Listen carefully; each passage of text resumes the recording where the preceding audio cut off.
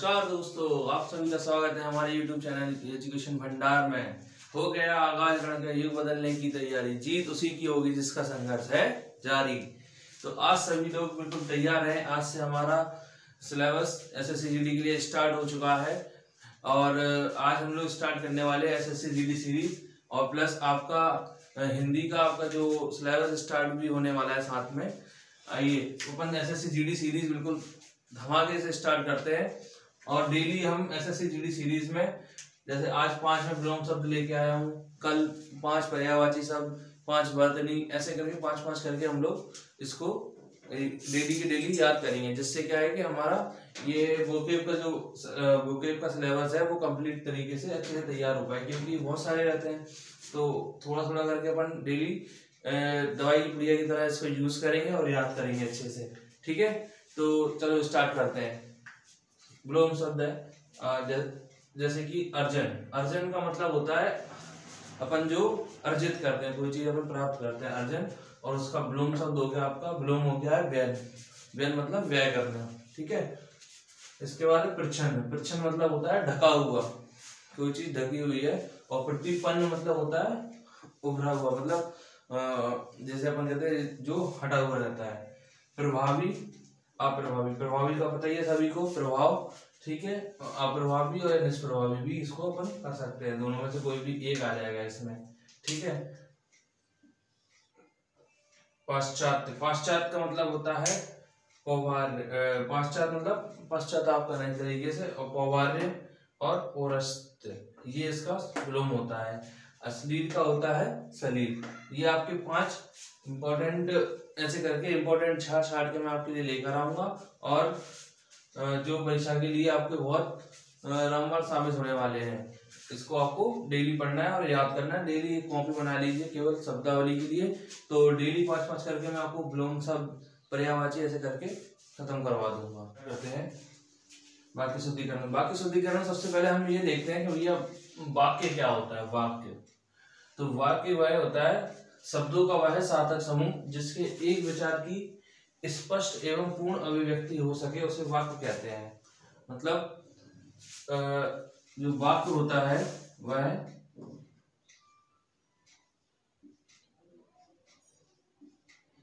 वर्णों से मिलकर बनता है शब्द,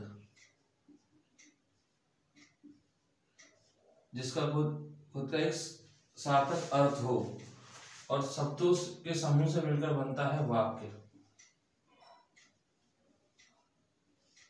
ठीक है, तो वर्णों से मिलकर बनता है शब्द जिसका खुद का एक सार्थक अर्थ हो, और शब्दों से मिलकर बनता है वाक्य। ठीक है, तो इसी को हम वाक्य कहते हैं। क्योंकि हम लोग टारगेट बैच में अपन पढ़ रहे हैं, तो फिर हर चीज को अपन बहुत जल्दी जल्दी समझना है और आगे बढ़ना है। अब इसमें मैं आपको वाक्य शुद्धिकरण से संबंधित नियम बताऊंगा। ठीक है, तो इसमें सबसे पहला नियम जो है, सामान्य संज्ञा का प्रयोग कारक के स्थान पर होता है। ठीक है, अब ये आपको ऐसे समझ में नहीं आ रहा होगा, बट मैं इसमें उदाहरण देकर आपको समझाता हूँ।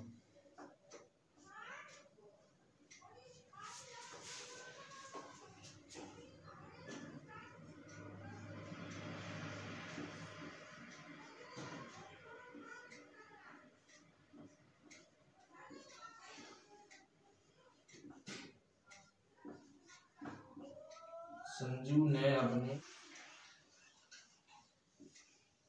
घर में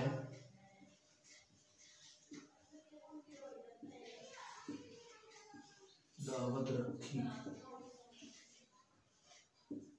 ठीक है,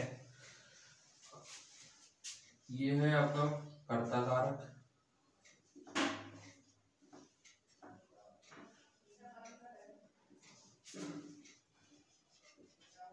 ये आपका कर्ता कारक हो गया। घर में ये आपका अधिकरण कारक हो गया।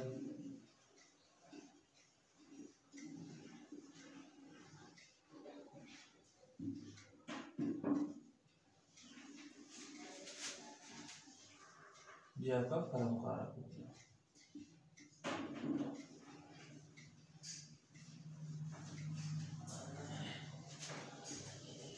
तो ये आपका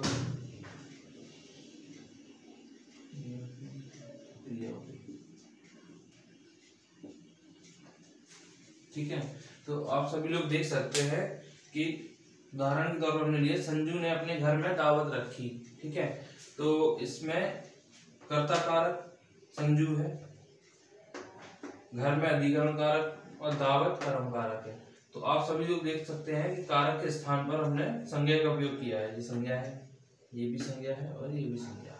ठीक है, तो अभी अब आप कहेंगे कारक क्या होता है। तो कारक सर देखिए, अपन लोग कारक अगर लेके बैठेंगे तो कारक पूरा एक चैप्टर है बहुत बड़ा, और कारक आपके पेपर में आना नहीं है। तो केवल अभी हम समझ लेंगे कि भाई हमारा जो वाक्य शुद्धिकरण में जो भी क्वेश्चन आएगा वो हमारा गलती नहीं होना चाहिए बस।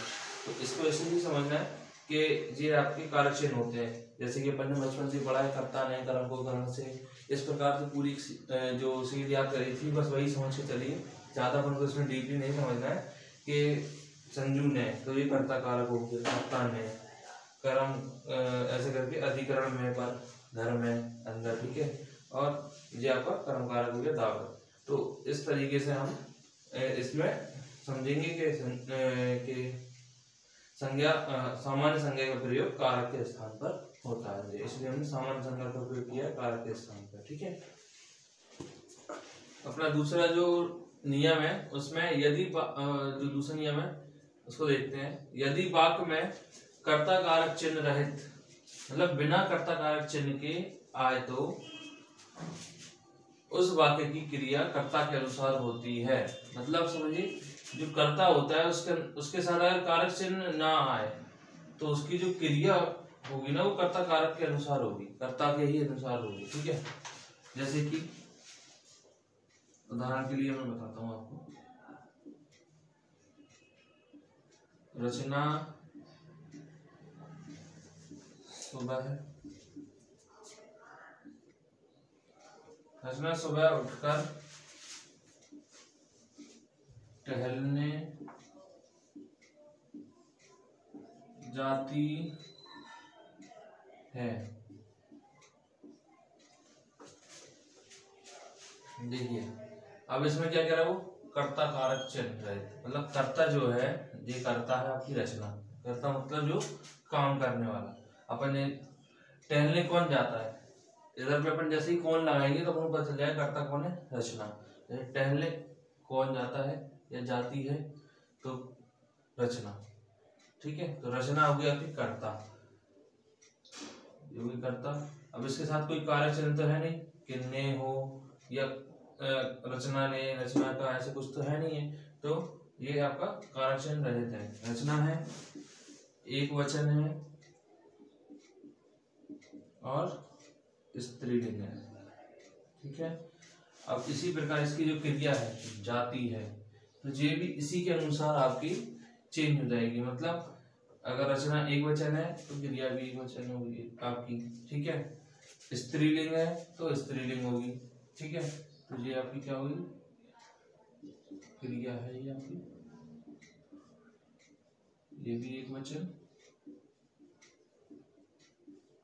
और स्त्रीलिंग होगी, इसका मतलब ये है आपका। ठीक है, रचना एक वचन है, स्त्रीलिंग है, तो क्रिया भी आपकी एक वचन स्त्रीलिंग में ही होगी। ठीक है, दूसरा उदाहरण इसी में देखते हैं हम लोग। विजय कल बहुत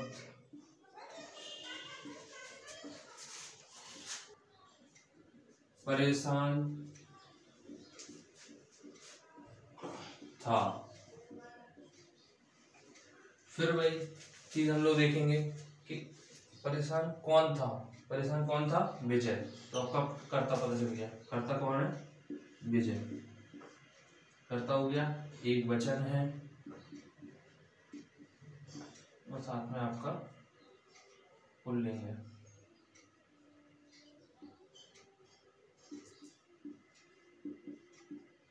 ठीक है, कर्ता के अनुसार होगी। ठीक है, तो इसकी जो क्रिया है था, तो अब विजय क्या है, एक वचन है, तो एक वचन हो गया था।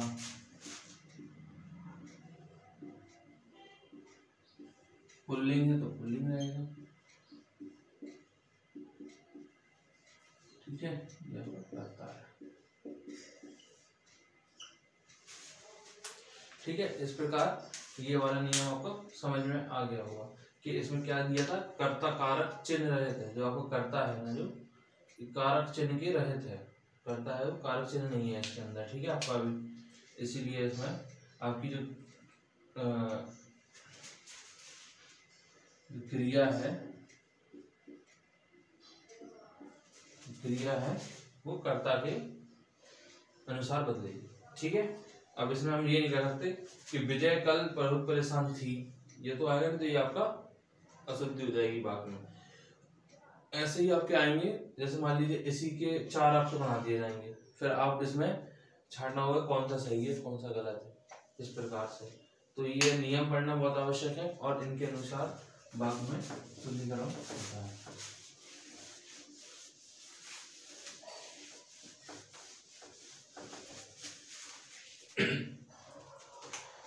ये आपका तीसरा नियम है। इसमें यदि वाक्य में कर्ता कारक है, जो कर्ता है वो कारक चिन्ह के साथ हो और कर्म जो है कारक चिन्ह के बिना हो या रहित हो, तो उस वाक्य की क्रिया कर्म के अनुसार होती है। अब आप इसको कैसे समझेंगे, देखिए, जो आपका कर्ता है ना वो कारक चिन्ह के साथ में है। ठीक है, पहली चीज। और दूसरी चीज क्या दे रहा है, वो कर्म है जो कारक चिन्ह के बिना है। मतलब जो आपको कर्ता है वो तो कारक चिन्ह के साथ है, लेकिन जो कर्म है वो कारक चिन्ह के बिना है आपका। ठीक है, तो इस स्थिति में आपको क्या होगा कि उस वाक्य की जो क्रिया होगी वो कर्म के अनुसार होती है। ठीक है, जो उसकी क्रिया होगी ना वो आपके कर्म के अनुसार बदलेगी। ठीक है, कर्म के अनुसार बदलेगी, ना कि कर्ता के अनुसार। अभी क्या हो रहा था कि जो आपकी क्रिया थी वो कर्ता के अनुसार बदल रही थी, जब उसमें कर्ता कारक चिन्ह के बिना था। अब कर्म कारक चिन्ह के बिना है, तो इसमें क्या होगा, जो क्रिया है वो कर्म के अनुसार बदलती है। उदाहरण के लिए हम ऊपर उदाहरण लिख लेते हैं।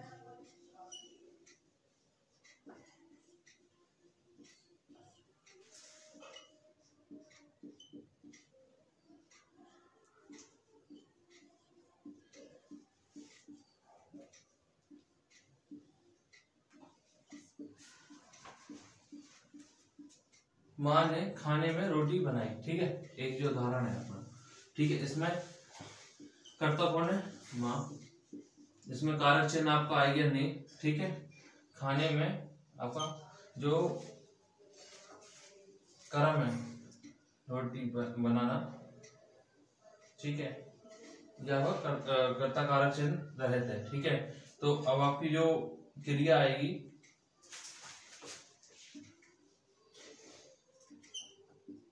यह आपका कर्म हो गया और जो आपकी क्रिया है बनाना, तो जो क्रिया आएगी, जो आपकी क्रिया है कर्म के अनुसार चेंज होगी, क्योंकि अगर कर्ता के साथ कारक चिन्ह है और कर्म के साथ कारक चिन्ह का अभाव है। ठीक है, ये कर्ता जो कर्म है वो कारक चिन्ह के बिना है, इसलिए जो क्रिया जो आपकी क्रिया है वो इसके अनुसार बदलेगी, कर्म के अनुसार बदलेगी। तो रोटी बनाई, क्योंकि रोटी स्त्रीलिंग है, तो आपकी ये क्रिया भी स्त्रीलिंग है। ठीक है, ये आपका इसका उदाहरण हो गया, आपको समझ में आया होगा कि जो कर्ता है वो कारक चिन्ह के साथ में है, कर्म कारक चिन्ह रहित है, और आपकी क्रिया है वो कर्म के अनुसार आई हुई है। ठीक है, क्लियर।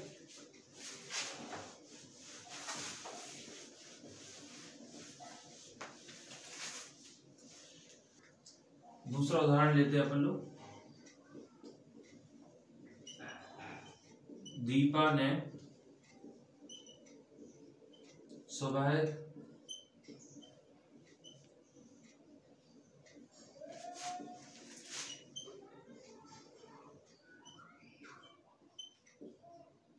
सेब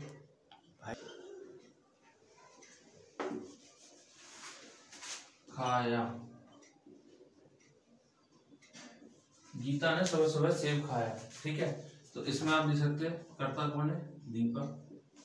कर्ता के साथ कारक चिन्ह आ गया है आपका सुबह सुबह। सेब आपका क्या है, सुबह सुबह सेब, ये आपका हो गया आपका कर्म और खाया हो गया आपका क्रिया। ठीक है, अब आपका कर्म जो है आपके जो कारक रहित है और कर्ता जो आपका कारक के साथ है। ठीक है, तो जो आपकी क्रिया होगी कर्म के अनुसार होगी।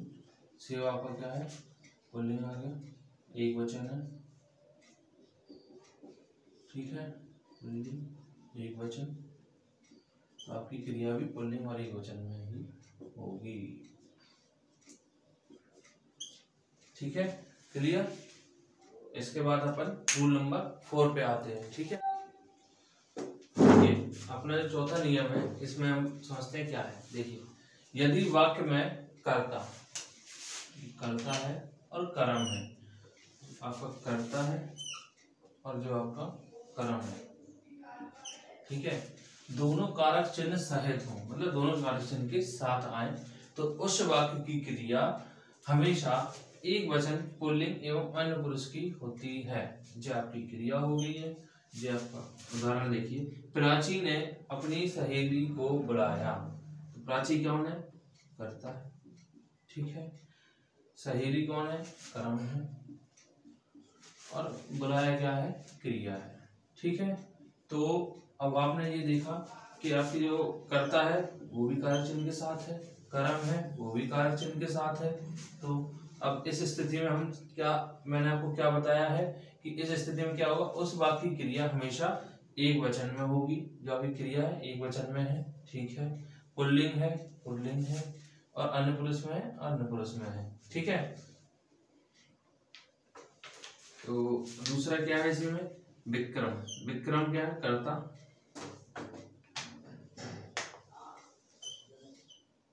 कर्ता ने, कर्ता के साथ उसमें कारक चिन्ह आ गया। ये आपका कर्म है, इसके साथ आपका कारक चिन्ह आ गया कर्म के साथ, और ये आपकी क्रिया है। ठीक है, क्रिया, तो क्रिया भी एक वचन में आ गई, पुल्लिंग है आपकी, और साथ में अन्य पुरुष में है। अभी हम इसको अगर देखते, जैसे पहले वाले रूल में हम कर्म के अनुसार क्रिया को बदल रहे थे। सहेली को बुलाई, ये तो होगा नहीं ना कि प्राची ने अपनी सहेली को बुलाई, तो इसीलिए जब भी दोनों कर्म और कर्ता के साथ कारक चिन्ह आता है, तो जो क्रिया होती है वो हमेशा एक वचन में होगी, पुल्लिंग में होगी, अन्य पुरुष में होगी आपकी।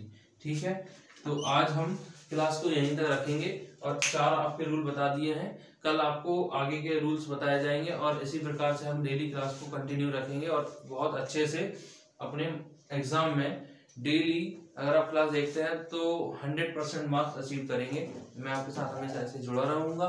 सभी को नमस्कार, मेरा धन्यवाद।